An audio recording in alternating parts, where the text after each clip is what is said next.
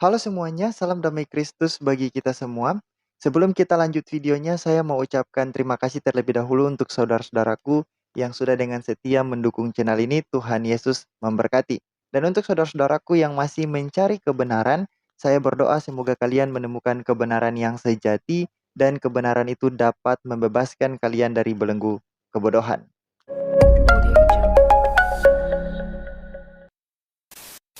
Kali ini saya ingin menunjukkan salah satu video dari salah seorang mantan muslim yang masuk ke Kristen dan ditanyai kok bisa dia masuk Kristen.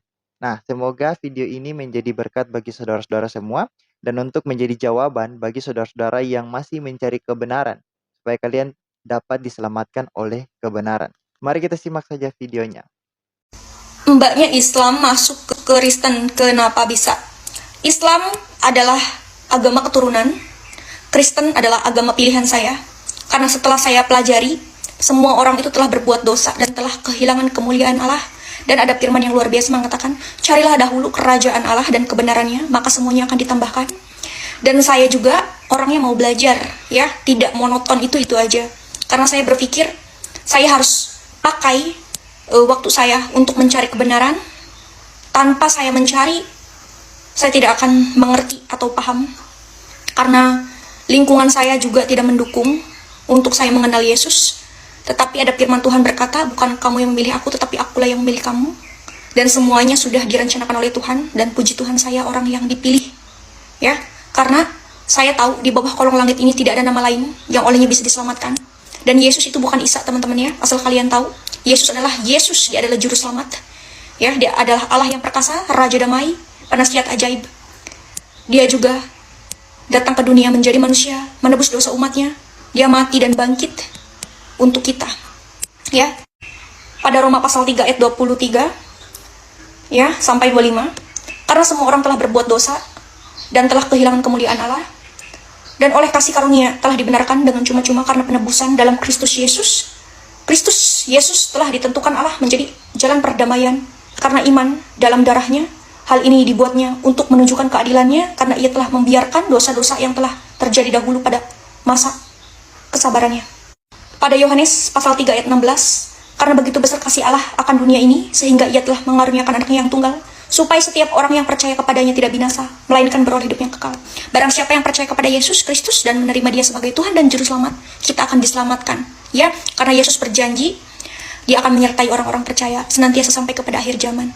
Dan pada Kisah Para Rasul, pasal 4 ayat 12, dan keselamatan tidak ada di dalam siapapun, selain di dalam dia, sebab di bawah kolong langit ini tidak ada nama lain yang diberikan kepadanya, manusia, yang olehnya kita dapat diselamatkan.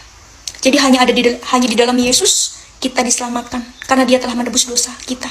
Ya, bukan hanya menebus dosa kami orang-orang Kristen, tetapi juga menebus dosa kalian semua. Hanya saja kalian tidak tahu kebenaran, hanya saja kalian tidak mengenal juru selamat, hanya karena saja kalian mungkin tidak mau tahu, ya. Yesus itu Islam, Mbak. Dulu sebelum saya belajar juga saya meyakini bahwa Yesus Kristus itu beragama Islam dan juga nabi-nabi sebelumnya juga beragama Islam. Tetapi setelah saya pelajari sejarah dan saya pelajari juga Taurat dan Injil, teman-teman, ternyata Yesus itu bukan Islam.